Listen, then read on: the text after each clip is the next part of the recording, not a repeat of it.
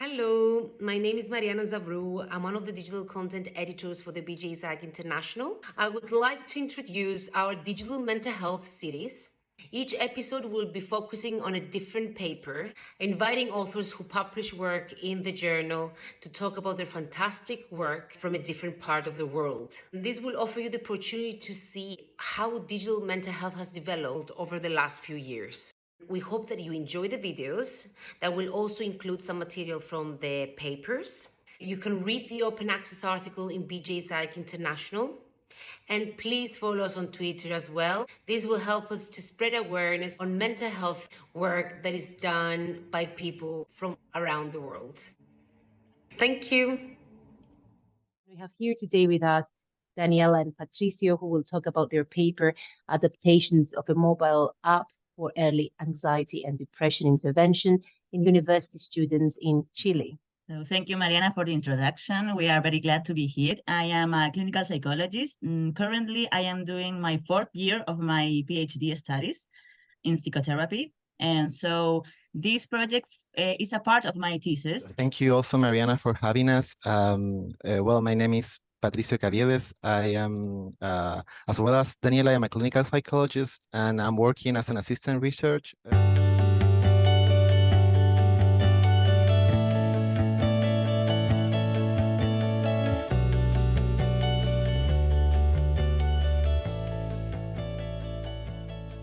So thanks for joining us from Chile, Daniela and Patricio.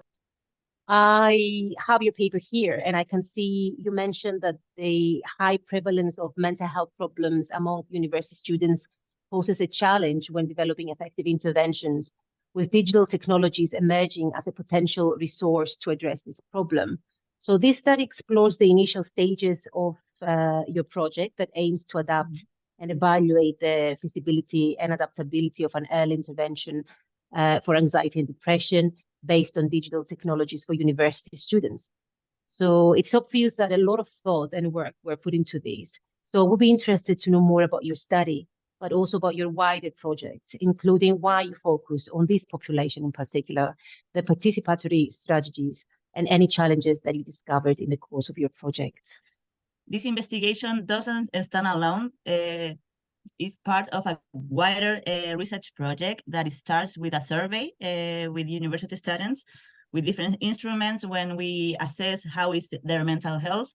And our results in Chile are very quite similar to what is shown around the world. So like you say, a very high prevalence. It is estimated that like a third of university students worldwide have mental health problems, the most common being depression and anxiety. So we are very interested in helping this population, especially because university poses different challenges, because when you compare other young people who don't attend to college, their rates are very much lower than university students. University students have much problems than other younger people.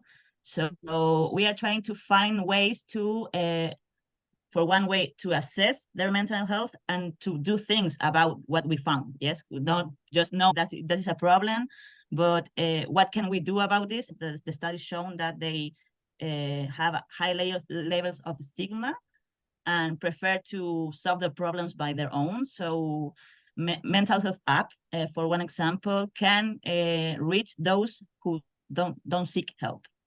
Thank you, Daniela, for your words. I wanted to talk about the challenges from working on this and the learning points. One thing that we talked about in the paper, and it's something that we have also talked in the group, it's been that the homogeneity of the sample, although the participating students came from different academic backgrounds, they were all enrolled in the same public university, which we think restricts the scope of the results.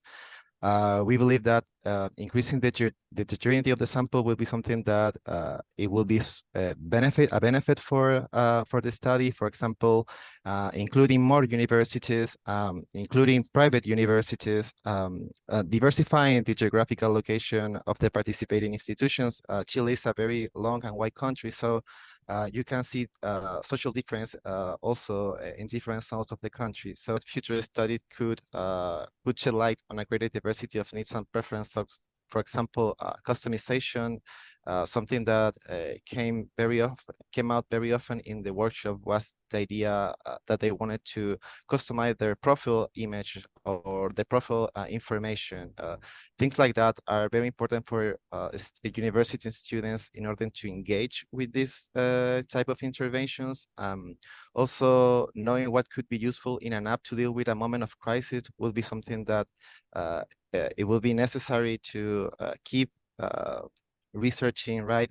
We in the app we have this breathing exercise that allow them to go through that moment of crisis with that kind of like body health. And we also think that the type of resources, for example, video, audio, or written information, should be more research in what is more engaging to them.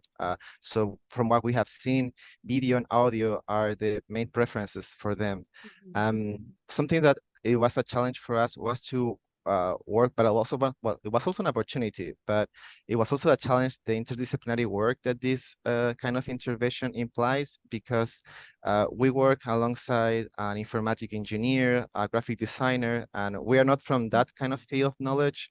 We came from a different part, and at first it was very intriguing to know what the other could say, what the other could think about this, and it allow us, Daniela and I, to engage more in topics which we didn't properly manage before, like, for example, UX design.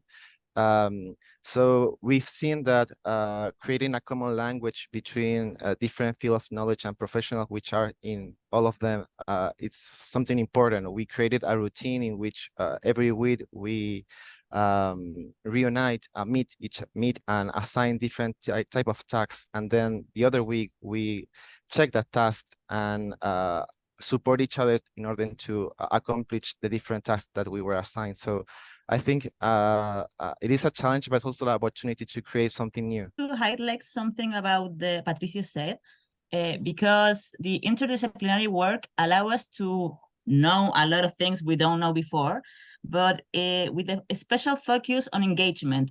Mental health apps are shown to be effective, very advantageous, right? They also have shown great results in acceptability. Students particularly say always, oh, I like it very much, it's a great app, but they don't use it. So engagement is one of the primary challenges I think mental health interventions are facing today. So give the space for hear the voice of the students so they can tell us what they need, what their preferences are, mix it with the knowledge of other fields like user experience, informatic development, so we can assemble all these knowledges also with our proper knowledge of interventions, preventive interventions in mental health. It's been a great challenge where we have learning a lot. So we hope that this previous work will help that our adapted version of the app will get the results we are expecting. And I always think it's important to talk about the significance of early intervention programs. I understand that these programs can improve outcomes, support people's well-being, decrease risk factors. So what are the challenges to complete the studies that focus specifically on interventions? For example, I wonder if these studies are supported enough by universities or even governments, and if using technology and digital means makes any difference. Oh, I think that is a great question because for one hand, evidence show that early intervention and preventive strategies are quite effective. As you say, improving some outcomes like academic performance, adjusting to the university life, also change in symptomatology. But the difference when you do, for example, an RCT, that in prevention, it's much harder to see the effects of the intervention in a short period of time. So the results are shown in a much larger space of time. So sometimes could be a hard speech to sell to the authorities or to get financing, but the evidence is in our favor. The return of investment is greater when you prevent rather when you are facing the actual problem, because when you have the problem, it means that you cannot do something before the problem will be onset in this particular population.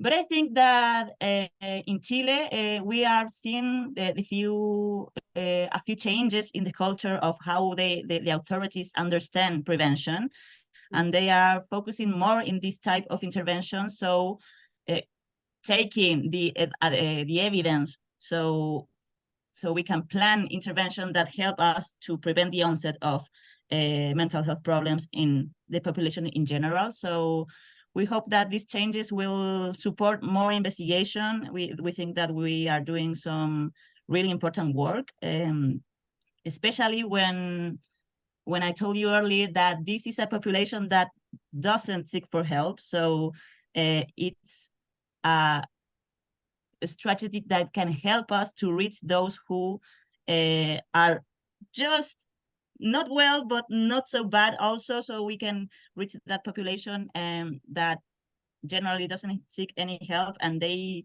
talk about their symptoms like this normal. Oh, it's very normal to feel this kind of anxiety. It's very normal to feel depressed. So we think this type of intervention can help to change also the culture and the knowledge of mental health. So get a greater impact in public health. Regarding the digital interventions, they are generally appreciated because they offer so many advantages. You don't have to wait to an appointment. You can use an app, for example, in any time or place. Nobody has to know that you are using the app, so that reduces the stigma associated to mental health problems. It's more scalable, but we are in the way. Yes, we are not so quite there yet, but we hope that this kind of investigation like we are doing will help to promote this, especially in Latin America, because in Latin America, this is a very early investigation. We don't have much evidence yet, so we hope that will contribute to wider our knowledge in our specific context for this specific population, to help them get a better well-being and to achieve their goals in university. We in Chile entered university is still quite an achievement. Not all the students, all the young people can get to college. It's very difficult, especially when you are from low socioeconomical background. So there are many to do here. So we are glad to do this kind of work, so we can help their well-being and to help them to be a partner in their university trajectory.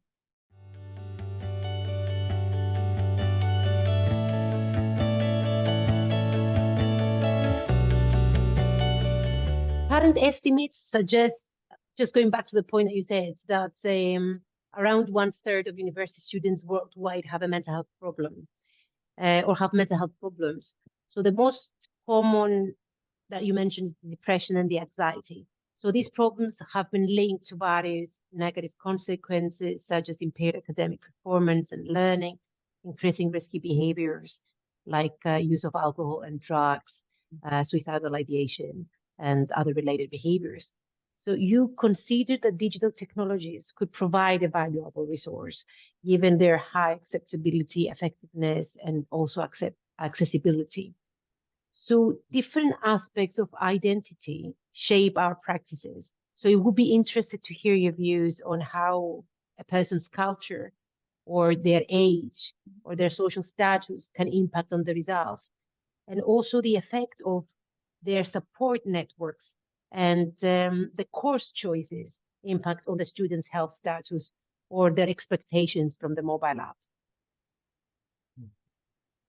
Well, in the workshops, a common theme a constant theme the students commented about during the workshop was creating a sort of equilibrium between accomplishing university responsibilities such as attending classes or studying and their personal life, like, for example, spending time with their families, engaging in sports or other social activities. In this sense, the content of the app was adapted to include different resources. The CTA mobile app has on one hand core modules and on the other complementary activities.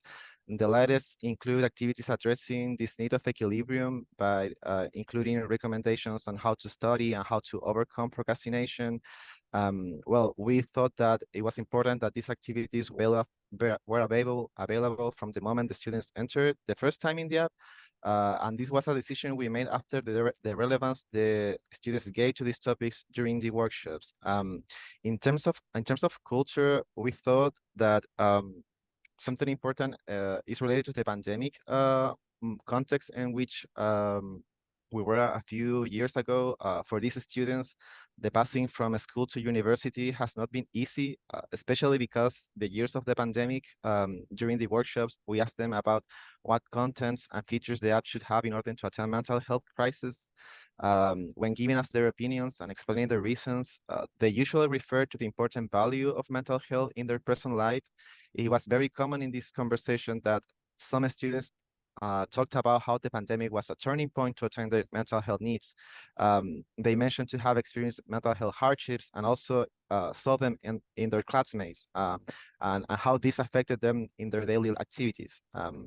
Considering this, we could think that the previous context of the pandemic affected the resolve in terms of giving priority to address mental health issues in university, like becoming something that some years ago was not very much talked about, and now being something that you can talk with friends, that something that you can ask to a friend to feel comfortable in doing so. I think that's one of the things that have had in terms of the in terms of these factors that you were mentioning, Marianna. I think those were the ones that we thought were more significant when thinking about this. I think that also university students have very unique characteristics. So they are always short of time. They're always doing different things. But as Patricio said at the beginning of the conversation, our study, it's a little part of a great study, yes. So our study have the limitation that we only work with students from one university in Chile, Universidad de Chile. So they are the own proper culture. So that is a limitation because we don't know if the results will be exactly the same for other universities. So that is something we are planning to do in the larger scale study when we are proving the effectiveness of the app. We are now testing a pilot study. There is the implementation study of the adapted version of the app we published in the paper. So we reunited with the students, collect information. We work with the other members of the research team, develop the new app, and now we are recruiting and initiating the pilot study. But when that is finished, we will amplify the sample, including other 4 universities in Chile, including some outside of Santiago, that is the main capital, yes, but some universities from the south of Chile, other universities in Santiago that are very different from Universidad de Chile. So we hope that this amplified sample will allow us to check if what we found in these early stages of the project is consistent across the universities or if there are differences between universities that we have to take account so we can perfect it and target it more specifically for the needs of each culture, thinking about every university as a culture.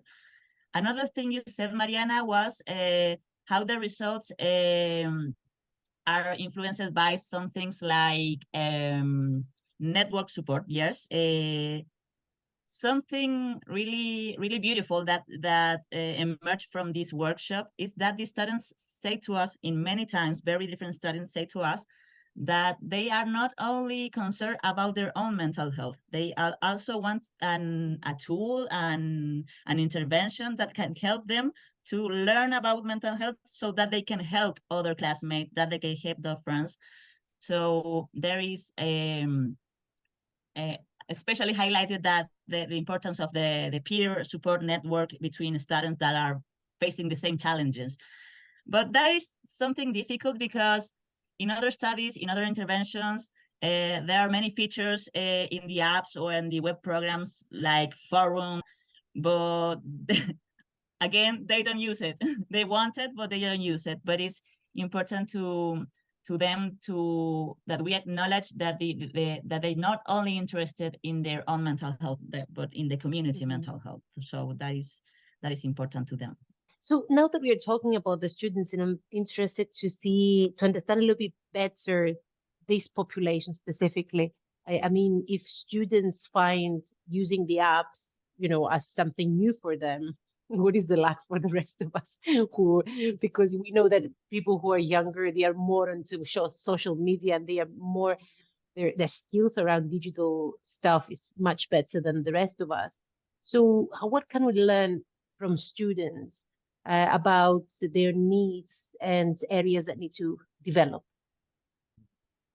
Yes, thank you for the question, Marianna. Well, students agree that digital resources have potential utility. Most of the students use them to monitoring daily functions such as sleeping, dealing with emotional discomfort, exercising, establishing healthy habits, organizing their schedules. Some of the students use digital resources to access information related to mental health problems. All participants in the workshops felt that the CTI mobile app has potential value in identifying mental health problems, providing relevant and specific information, accessing mental health support.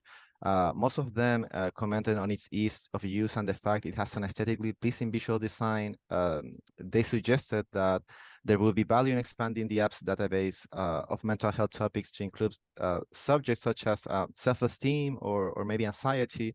And they also suggested that it could include features that could be used to manage anxiety, such as audio resources like we talk about, like nature sounds. One thing that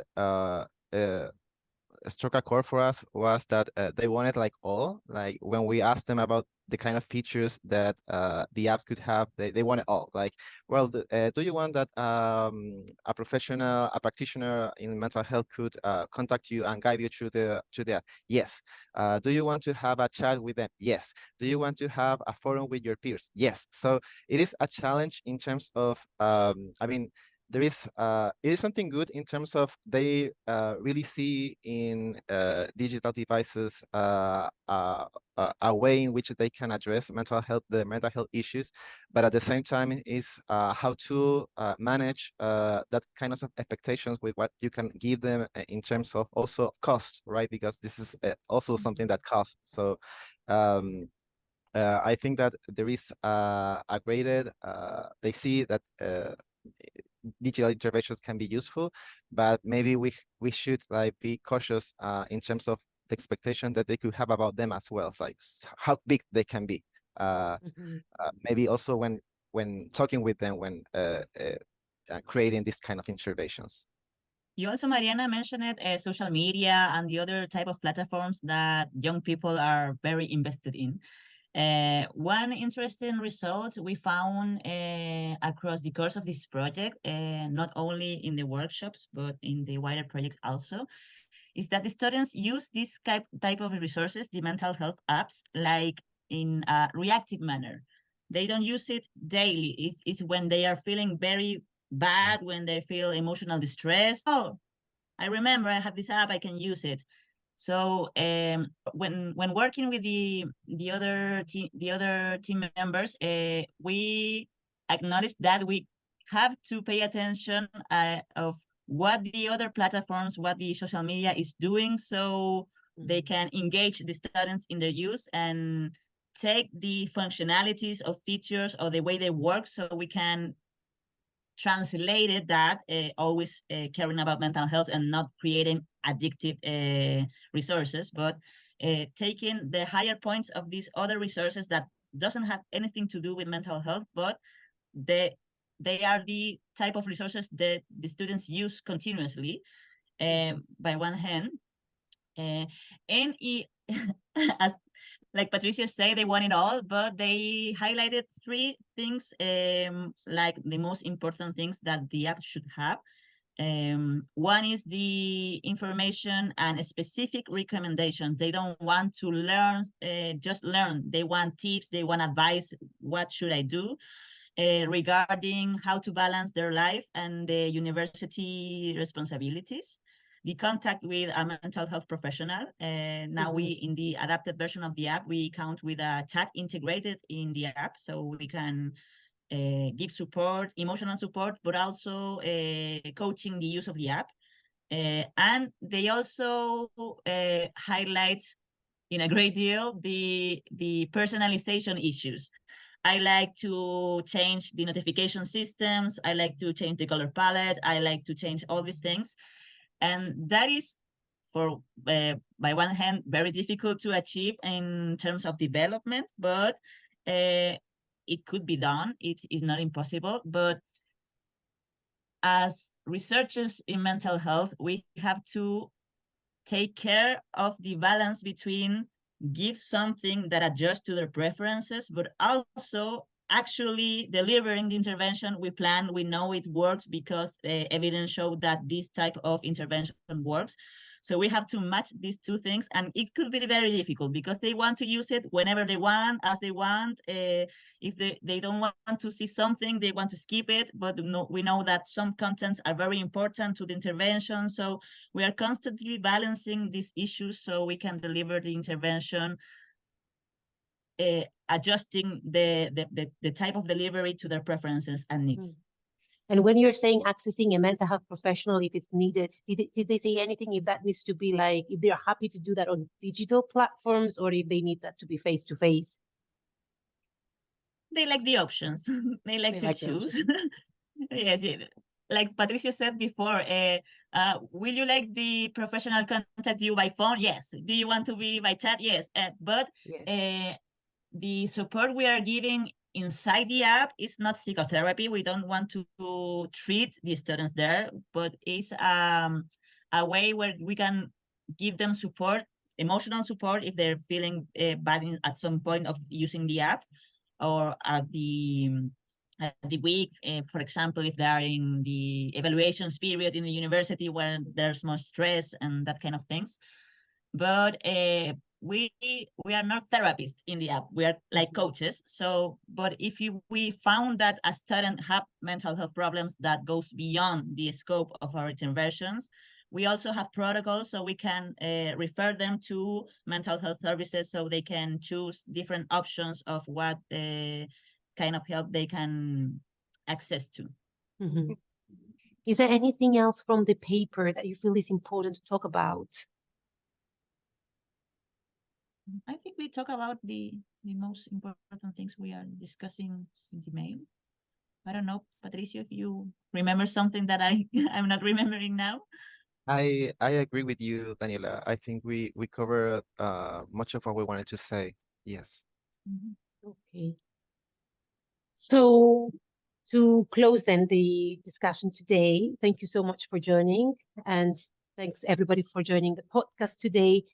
So for more up-to-date discussions with guests from around the world and their contribution to mental health interventions and research, then stay tuned to our podcasts that are organized by the BJPsych International. If you liked our podcast, check out the BJPsych International website for more information around podcasts and the papers published on the journal, and share our work to help grow awareness and promote change. We are keen to build our community and bring the psychiatry world closer together. Thank you.